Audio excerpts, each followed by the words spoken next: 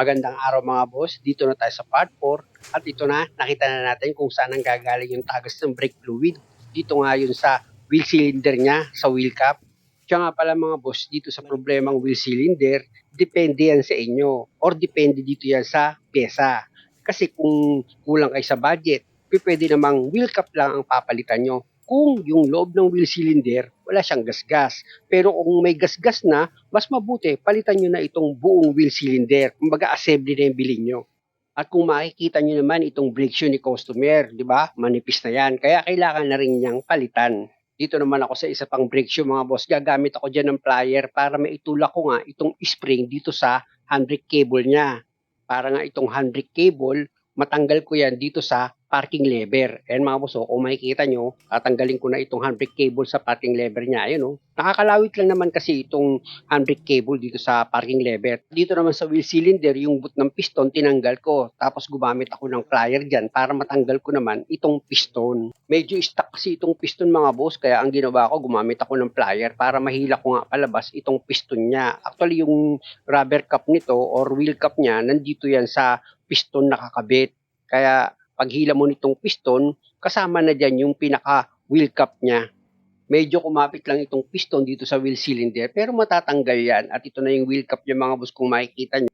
Medyo numipis na siya tapos nalukot, kaya nagkaroon na siya ng tagas ng brake fluid. Dito sa kabilang side mga boss, meron din dyang piston tsaka wheel cap. Tatanggalin nyo rin yan. Ayan mga boss, kasama. Bali dalawang wheel cap yan tapos meron niyang spring sa loob. Ayan yung spring niya mga boss na tinanggal ko. After ko nga matanggal itong piston, isprayan ko yan ng brake cleaner para malinis itong backplate niya. At dahil nga sa wala namang gasgas itong loob ng wheel cylinder ni customer, wheel cap na lang yung pinabili ko sa kanya. Tapos ito namang mga parts ng preno ni customer, syempre dapat linisan nyo rin yan. Gaya nga nitong brake adjuster niya, mga boss, syempre paghihiwalayin ko yan para itong thread ng brake adjuster niya, malinisan ko tapos malagyan ko yan ng grasa. Siya nga pala mga bossing, mas maganda pag nagdi-DIY kayo, nakagwantes kayo. Kasi nga, gaya nitong brake cleaner, chemical yan. Siyempre, pumapasok yan sa loob ng katawan mo. Kaya nga ako, pag may nagsasabi sa akin na dapat nagagwantes ka pag gumagawa ka, tandaan mo, hindi man kita sinasagot o kaya nasasagot man kita, hindi mo lang alam. Nagpapasalamat ako sa iyo dahil meron kang pagmamahal sa kapwa mo. Dito naman tayo sa brake drum mga boss, nakita nyo naman, di ba? Inisprayan ko yan ng brake cleaner, tapos pinunasan ko siya ng basahan para nga yung kumalat na brake fluid dito matanggal. Pero inulit ko yung trabaho mga boss, syempre matindi rin yung pagkapit ng brake fluid hindi ko makuha sa isang banat kaya kung makikita nyo, 2 beses ko yan inisprayan ng brake cleaner. Tsaka ako niliha, tapos in final, pinunasan ko ng basahan at hinanginan ko na siya. O di ba ganun lang kadali mga boss, kayang-kaya nyo gawin sa sakyan nyo kung kayo lang. Basta wag nyo nga lang ipopost para hindi kayo mabas. Alam niyo naman yung basher. Siya yung tao na walang mapatunayan sa sarili, pero magaling siyang mamintas. Siyempre naman, pati itong backplate mga boss, kasama yan sa lilinisan nyo. Para pag inilagay nyo na yung bagong brake shoe, presentable yan. At dahil nga sa hindi ko papalitan itong wheel cylinder mga boss, kung makikita nyo, nilinis ko na lang yan. Siyempre, basahan lang ginamit ko dyan mga boss hanggang sa mapakintab ko itong loob niya. Hindi nyo kailangan niyan liyahin. Kita nyo, kinapakulit itong loob ng wheel cylinder. Wala talaga siyang gasgas. Kaya nga sabi ko kay customer na wheel cap na lang yung bilhin niya. At gaya ng dati mga boss, para matanggal mo nga itong parking lever dito sa brake shoe, kailangan itong C-clip niya, matanggal mo yan. Gagamit ka lang naman dyan ng flat screw, sikwatin mo itong C-clip niya or itulak mo siya. Ganun lang naman ang gagawin mo para matanggal mo nga itong C-clip. Ayan, tanggal na. Pwede mo na ngayon i-disconnect itong parking lever dito sa brake shoe. Tapos punasan mo itong parking lever mo. Kailangan malinis yan mga boss. At bago ko simulang buuhin yung brake shoe, dito muna ako sa bagong bili ni customer na wheel cap. Para hindi kayo mahirapan sa paglagay ng wheel cap kung wala kayong gato, pwede naman vice grip. Tapos kumuha ka ng manipis na flat screw. Ayan kung paano ko nilalagay itong wheel cap niya dito sa piston. Ganun lang siya kadali mga boss. Simple lang. O di ba, nailagay ko na yung isang wheel cap. Ito naman ngayon yung pangalawang piston na lalagyan ko ng bagong wheel cap. Same procedure lang ulit mga boss. Ipasok nyo itong manipis na flat screw nyo dito sa wheel cap. Tsaka nyo ipaikot yan dito sa piston. O di ba? Basic na basic naman talaga na kahit kayo mismo yakang-yakan nyo. After nyo nga na mailagay itong wheel cap dito sa piston niya, hugasan nyo ulit yan ng brake fluid. Tsaka nyo ngayon isunod sa ilalagay itong bawat boot ng piston. Ayan mga boss, kung makikita nyo, yung bawat boot ng piston, nilalagay ko na siya. Importante kasi mga boss na itong boot, huwag nyo kalilimutang ilagay yan. Kasi nga, ayan yung haharang para wag siyang mapasukan ng dumi or tubig. Dito nga sa loob ng piston. At itong return spring na dinampot ko, ayan mga boss, wag niyong kalilimutang ilagay yan dun sa loob ng wheel cylinder. At ito namang loob ng wheel cylinder, dapat pahiran nyo ng fluid yan bago nyo ilagay yung dalawang piston. At itong spring niya mga boss, nauna ko nang nailagay yan. Tumalon yung pagkaka-edit ko mga boss, kaya hindi nyo nakita. Pero nailagay ko na yung spring, tapos isinunod ko na nga itong dalawang piston niya dito sa wheel cylinder. At pag nailagay nyo na yung dalawang piston mga boss, syempre naman yung boot niyan kabilaan, iayos nyo yung pagkakalapat. Dapat wala rin niyang singaw. Na pag okay na, punasan nyo ng basahan itong wheel cylinder. Tapos, pwede nyo na ngayon isunod sa ilalagay itong parking lever niya dito sa brake shoe. Pag nailagay mo na itong parking lever dito sa brake shoe, isunod mo naman dyan itong C-clip niya. Ayan mga boss, nakita nyo di ba? Gamit ka ngayon ng plier. Iayos mo nga sa pagkakalagay itong C-clip. Tapos yung magkabilang dulo nitong C-clip, ipitin mo yan para magdikit itong magkabilang dulo ng C-clip. Ayan kasi yung maglalak dito sa parking lever para hindi na siya bumitaw dito sa brake shoe. Dahil nga sa malinis na itong brake adjuster, pwede mo na ngayon yung pahiran ng grasa. Ganyan ang gagawin nyo mga boss. Pag nakalas nyo naman na itong brake adjuster niya, linisan nyo na rin yan. Tapos pahiran nyo ng grasa itong thread niya para iwas stock up. Maganda kasi mga boss pag nagtatrabaho kayo, lalo na't nakalas nyo na yung preno nyo. Kahit mga spring lang yan, mas maganda linisan nyo na rin lahat bago nyo ibalik. Lalo na yung mga spring. Kaya minsan nakakarinig kayo ng mga kunting ingay. Minsan galing lang dyan sa loob ng preno nyo yung ingay eh. Mga spring niya, lalo na't kinalawang, nandun ang gagaling ang ingay. Na-experience ko yan mga boss, kaya ko yan nasasabi. Okay na yung pagkakainis nyo, o gamit ka ngayon ng plier, itulak mo itong spring dito sa handbrake cable mo. Tapos, pwede mo na ngayon ilagay itong parking lever niya. Ayan mga boss, nakita nyo, kinalawit ko lang naman. Ganun lang ang paglagay niyan. Napaka-basic. Tapos itong brake shoe, siyempre, itapat nyo yan dun sa piston sa taas. Tapos dito naman sa anchor niya, dapat nakaayos ang pagkakalagay nyo. Tapos nakita nyo, di ba, nilagay ko na itong hold-on pin, yung hold-on spring niya, pati itong hold-on cap. Dito nga sa brake shoe. Tsaka ako ngayon gagamit ng plier. Iipitin ko itong hold-on cap, tsaka ako ididiin, tsaka ako iikutin pa kanan. O, di ba? Nagduck na itong hold-on cap dito sa hold-on pin. Sunod ko naman sa ilalagay itong brake adjuster niya, pati itong adjuster lever. Ayan mga boss, yung nakita nyo, yung dalawang nilagay ko. Tapos ito ngayon yung pangalawang brake shoe. Kung mapapansin nyo, kasama na sa pangalawang brake shoe, yung return spring niya, ikinalawit ko dito sa unang brake shoe. Kano ngayon ipasok itong brake shoe dito sa guide ng piston. Sa taas yan mga boss, kung makikita nyo, di ba, naipasok ko na siya. Kano ngayon hilahin itong brake shoe para itong brake adjuster naman, maipasok nyo yan dito sa guide ng brake shoe nyo. Ayan mga boss, kung makikita nyo, di ba, isinisentro ko siya, tapos ibaba mo itong brake shoe, pumasok na itong brake adjuster niya. At dahil nga sa okay na ako dyan, dito naman sa baba ng brake shoe mga boss, pwede nyo na ngayon ikalapit sa magkabilang dulo ng brake shoe itong return spring niya. Pag okay na, gamit ka ng flat screw. Isampa mo itong brake shoe dito sa anchor niya. Pakita ko muna sa inyo paano mag-lock itong hold-on pin dito sa hold-on cap. Di ba nakapasok na itong hold-on pin dito sa hold-on cap? Pwedeng idiin nyo itong hold-on cap tsaka nyo ikutin itong hold-on pin para mag-lock siya, hindi siya mahuhugot. O kaya naman, ang ikutin nyo naman dyan yung hold-on cap, pwede rin yun.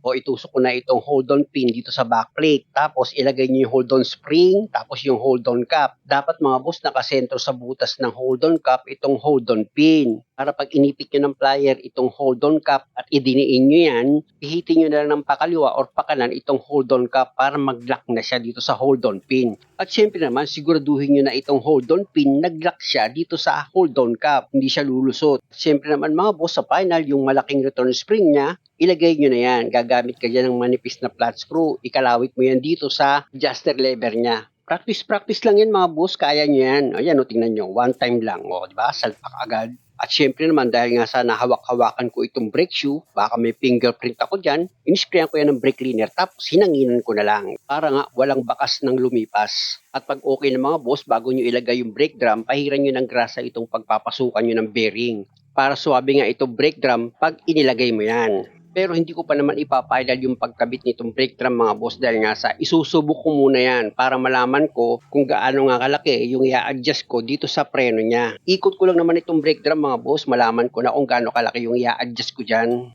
Sa pag-adjust naman ng preno mga boss, importante na dapat hindi nagkakalayo both side yung pag-adjust mo ng preno mo dito sa likuran. Hindi kasi pwede doon sa kabilang side, mahigpit yung pagkaka-adjust mo. Dito naman sa kabilang side na ito, maluwag. Hindi pwede yung ganun.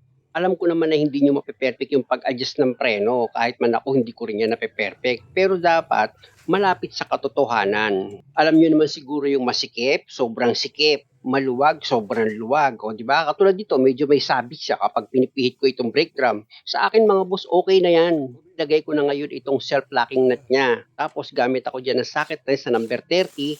I-final ko na ngayon yung higpit. O, di ba? Ganun lang. Tapos, ikutin nyo ulit itong brake drum para malaman nyo kung nagbago yung adjustment. Dahil sa okay naman, pwede mo na ngayon ilagay itong hubcap niya. Sa paglagay niyan mga boss, isentro nyo, tsaka nyo ngayon paluin ng ball hammer hanggang sa lumapat siya. Tapos, ipa-start mo na itong makina mo dahil nga sa magbi-bleed ka ngayon. Tanggalin mo muna itong cup ng bleeder.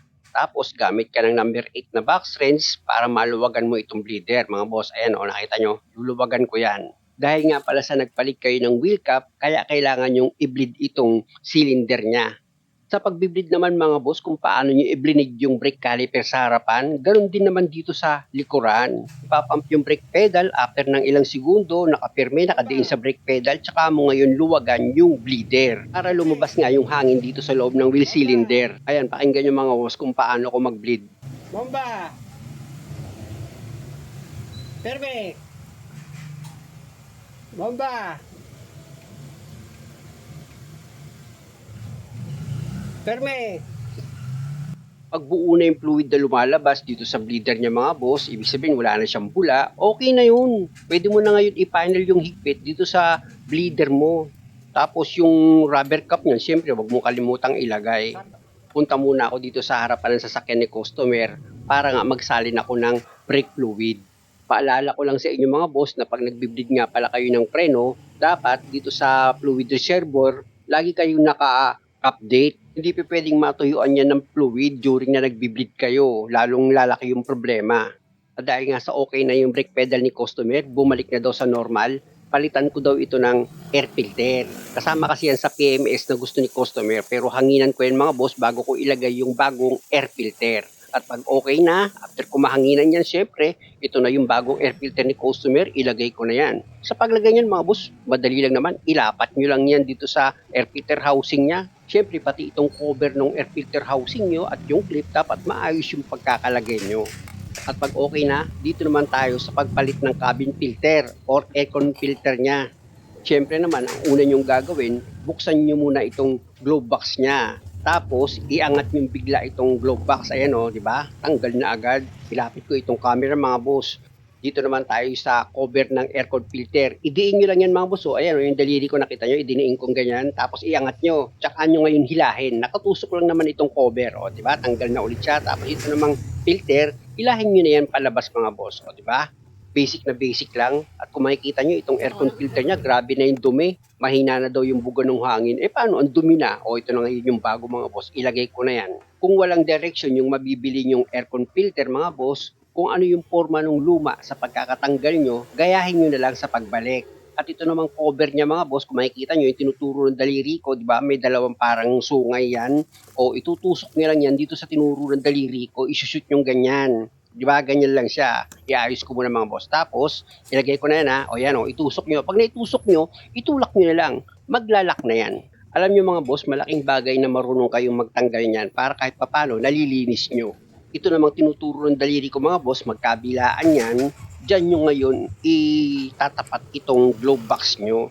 Iangat ko itong glove box mga boss para maituro ko nga dito sa ilalim kung saan nyo itatapat yung tinuro ng daliri ko. Ayan mga boss, nakita nyo naman, di ba, itinuturo ko.